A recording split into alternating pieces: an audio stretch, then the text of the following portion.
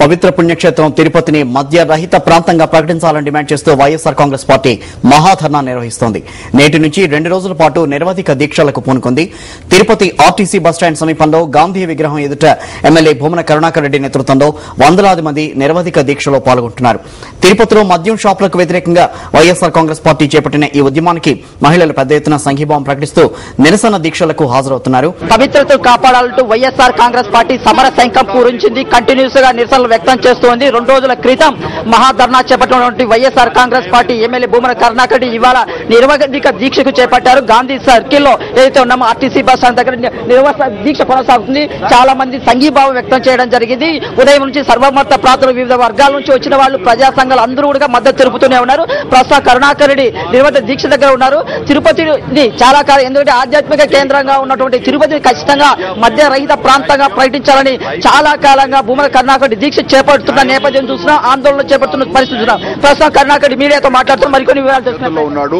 కిరణ్ కుమార్ రెడ్డి న్యాయమూర్తులకు చెప్పాడు, ఈ ప్రయోజన వాద్యం అసలు బెంచ్కే రాదు, న్యాయమూర్తులకు అనుకూలమైనటువంటి వకీళ్లను మేము పెట్టుకున్నాం కనుక న్యాయమూర్తులు కూడా అనుకూలంగా తీర్పులు ఇవ్వరు అని సాక్షాత్తు దేవాలయాల తర్వాత అత్యంత పవిత్రమైనటువంటి న్యాయ వ్యవస్థను గురించి, న్యాయమూర్తులను గురించి కించపరుస్తూ నడి రోడ్లలో మద్యం తిరుపతిలో కొనసాగుతుంది.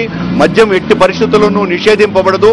న్యాయస్థానాలు మద్యానికి అనుకూలంగానే తీర్పిస్తాయని బరితెగించి మాట్లాడుతున్నారంటే ఈ దేవాలయాలతో సమానమైనటువంటి న్యాయ వ్యవస్థను ఇంత దుర్మార్గంగా, ఇంత నీచంగా బజారు స్థాయికి దిగజార్చి మాట్లాడుతున్నారంటే ఈ మద్యం మాఫియా ఎంత దారుణంగా పనిచేస్తుందో ఇంతకంటే మరొక ఉదాహరణ లేదు. మాకు న్యాయ వ్యవస్థ మీద నమ్మకం ఉంది. న్యాయమూర్తులు దైవ స్వరూపులు అన్నటువంటి నమ్మకం మాకున్నది. ప్రజలు వైపున న్యాయస్థానాలు పనిచేస్తాయి. ఇప్పటి వరకు భారతీయ వ్యవస్థ అంతా, న్యాయమూర్తుల వ్యవస్థ ప్రజల కోసమనే పనిచేసింది. ఈ న్యాయమూర్తులను గురించి, న్యాయ వ్యవస్థను గురించి ఈ మద్యం వ్యాపారస్తులు కిరణ్ కుమార్ రెడ్డి అండ చూసుకొని తమకు అనుకూలమైనటువంటి వాళ్లను వకీళ్లుగా పెట్టుకున్నామని ఇంత నీచంగా మాట్లాడడం వెనుక ఉన్నటువంటి కుట్రను అర్థం చేసుకోవాల్సిందిగా మొత్తం యావత్ జాతిని నేను కోరుకుంటున్నా.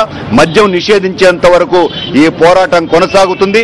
మద్యం నిషేధించాలన్నటువంటిది పీఠాధిపతుల దగ్గర నుంచి సామాన్య మహిళ వరకు ప్రతి ఒక్కరూ కోరుకుంటున్నటువంటి ఆలోచన. తిరుపతి పవిత్రత కాపాడాలి, తిరుపతి ఆధ్యాత్మిక విశిష్టతను కాపాడుకోవాలి.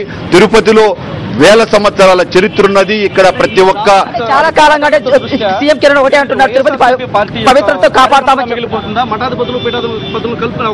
ఇది అందరూ కోరుతున్నటువంటి కోరిక. వాళ్ళు ఉద్యమాలు చేయలేరు కనుక, వాళ్ళ వాణి మాత్రమే వినిపించగలరు కనుక, మేము ఉద్యమాలు చేయగలిగేటువంటి స్థితిలో ఉన్నాము కనుక వాళ్ళ ఆలోచనలని నా గొంతు ద్వారా ప్రజలకు వినిపిస్తూ, వాళ్ళ యొక్క చేతలని నా పోరాటం ద్వారా నినదిస్తూ ప్రభుత్వానికి ప్రజల నాడిని, వాడిని, వేడిని చూపించటమే బాధ్యత కలిగినటువంటి పౌరునిగా, శాసనసభ్యునిగా ప్రజల ఆక్రందన ప్రజలకు, ప్రభుత్వానికి వినిపిస్తూ మద్యం పూర్తిగా నిషేధించాలన్నటువంటి వాళ్ల కోరికను నినదించటమే నా పని. తిరుపతి పవిత్ర కాపాడడానికి ఎంతకాలం ఈ దీక్షలు కొనసాగిస్తే ఎంతకాలం పోరాడతారు అంటే అనేక రూపాలలో ఈ పోరాటం చేస్తాం. ప్రభుత్వం చేస్తున్నటువంటి ఈ దుర్మార్గమైనటువంటి చర్యను నిరసిస్తూ, ప్రభుత్వం ఈ మద్యాన్ని నిషేధించకపోతే భవిష్యత్తులో జగన్మోహన్ రెడ్డి గారు ముఖ్యమంత్రి అయిన వెంటనే 100% తిరుపతి ఆధ్యాత్మికతను, విశిష్టతను, పవిత్రతను కాపాడుతూ